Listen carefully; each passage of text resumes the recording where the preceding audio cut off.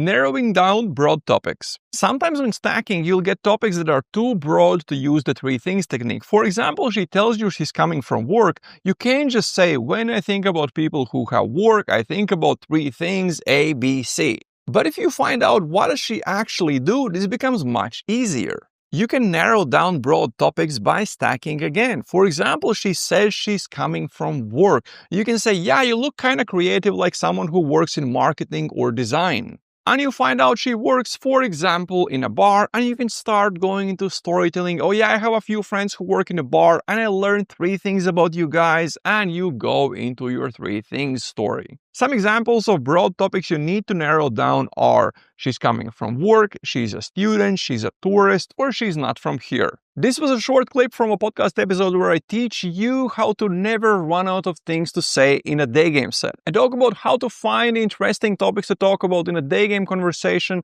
and keep the conversation engaging to make her attracted to you. And even better than that, I teach you how to do that in a logical step-by-step way, sort of like a flowchart. If she doesn't respond to your stack, do this. If she doesn't respond to your teasing and storytelling, do that. Watch the full podcast episode by clicking the link in description.